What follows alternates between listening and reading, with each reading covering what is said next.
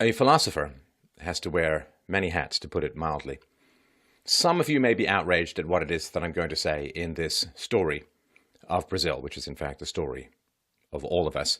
But I'm going to tell you straight up front, in the potential hopes of at least slowing down the torch-bearing ogres of your moral indignation, that I will be conducting a moral analysis of the situation later in this talk. But first, I'm going to be executing, really, an amoral, post-Nietzschean will-to-power, realpolitik analysis of the political maneuvers that are occurring. So hold your outrage, the ethics are coming, but I have to start with an analysis. So the moment that has crystallized what is going on in this Southern American and Central American swing between rampant, predatory, self-consuming democracy and steel-jawed, Pinochet-hatted military dictatorships, what is happening at the moment is a leading Brazilian presidential candidate has been close to mortally wounded while at a rally being carried around on people's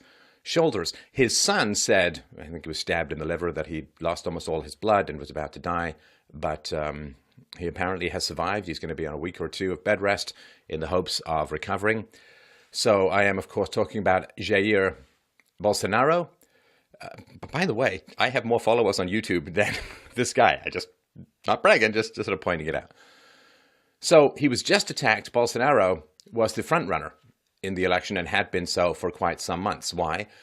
Because the leftist Workers' Party candidate, Luiz Inácio Lula da Silva, was disqualified from running because a court sentenced him to 12 years in prison for corruption. Now, by the way, I just wanted to point out to my friends who I've actually met in Brazil, in Sao Paulo, the libertarians in Brazil are doing a magnificent job of marshalling social media in order to root out and expose the corruption that is occurring in Brazilian politics. Salut, my friends. Great, great job. Turn the light on and see where the mold is growing. So a recent poll found that Bolsonaro, the guy who was stabbed, was leading all the candidates. He had a 22% support. And then further back, Marina Silva, leftist environmentalist, blah, blah, blah. She was only at 12%. But what's amazing, and I'm going to spend some time talking about this.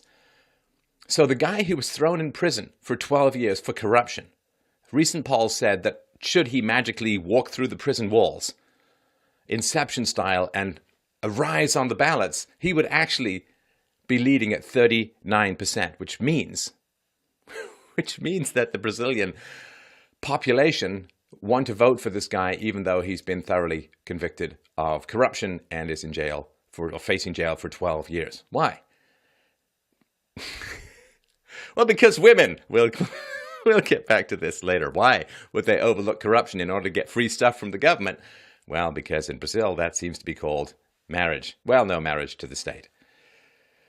So, of course, Bolsonaro, the guy who was stabbed, is consistently called far-right, extreme right, because, they've got to say that everyone who's a nationalist, everyone who likes Christians, everyone who has some pro-family values, anyone who's an anti-leftist, anyone who has even a tint of pro-free market ideology or belief systems, well, they are just equivalent to Nazis. Do you remember how friendly the Nazis were to the free market? Just go read the Nazi platform. They're basically Democrats. So, yeah, Bolsonaro courted the Christian vote. He has pro-family values. He's anti-leftist, which is becoming particularly dangerous. And the guy in prison for what? He was in prison for 10 years for accepting $1 million property as a bribe. And then he was given an even bigger sentence because of the corruption during his first term as president. So Bolsonaro says, look, my political record is clean. I have good ideas to improve the Brazilian economy. And by the way, I will do something to combat these increasingly violent leftists. Hey, remember I said it was a story of all of us? It is a story of all of us because so many people throughout the world, and in the West in particular, are facing this increased violence of leftism, which I will talk about down the road, both in terms of realpolitik and in terms of ethics.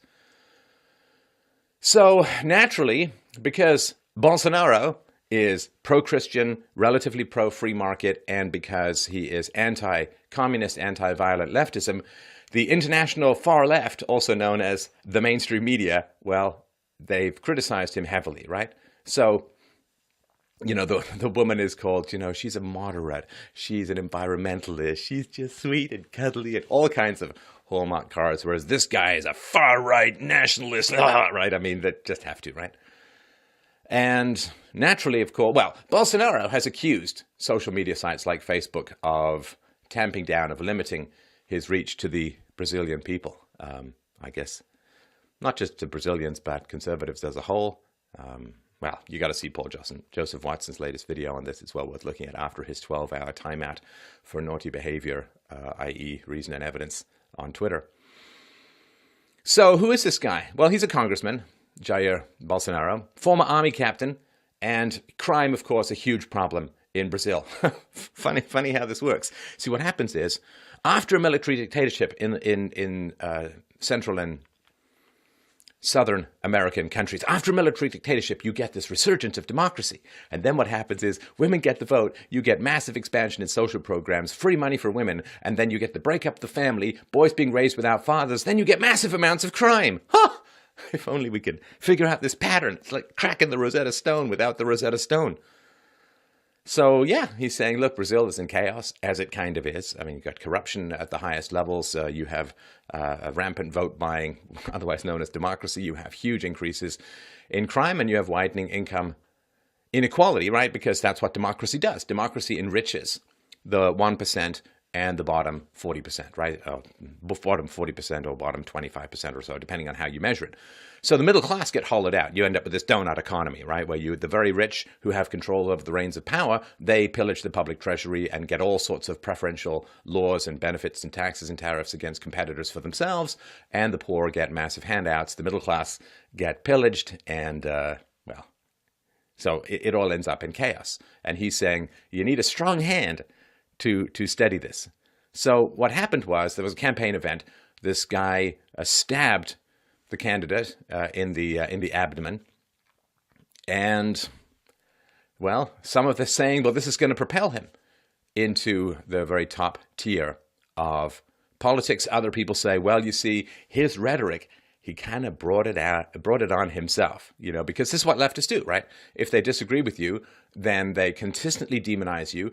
They paint you as the most evil human being possible in the hopes, basically, that somebody is going to attack you, is going to physically attack you, physically assault you, and take you out, right? It's a call to murder, basically. That's a lot of what the left does. You know, there used to be this cliche, it probably was kind of true, you know, schizophrenics hearing voices in their heads telling them to attack people, to kill people, to injure people.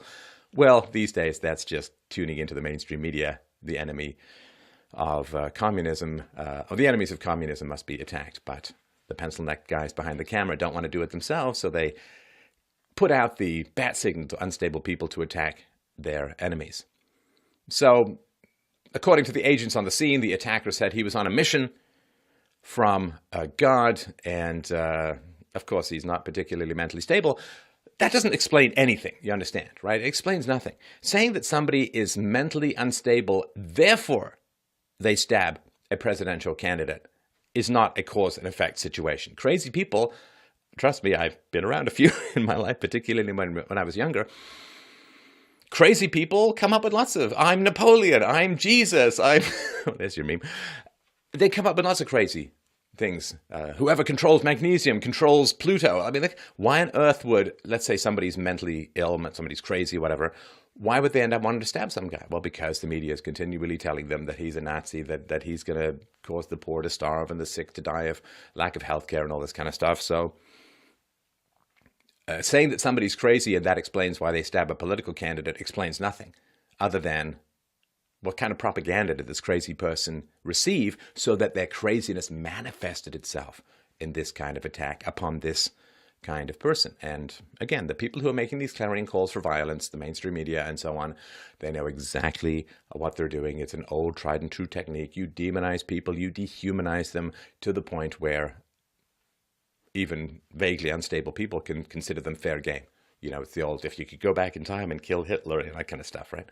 So, when they call people far right, when they call people Nazis, I mean, they are trying to call down an airstrike of unstable people to attack. And it is an incitement to violence without a doubt.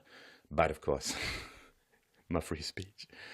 So, people are angry in Brazil. I mean, again, largely as the result, or significantly as a result of the Brazilian libertarians. You've had 4 straight years of the massive amounts of corruption within Brazil's political classes. And so people are getting pretty angry.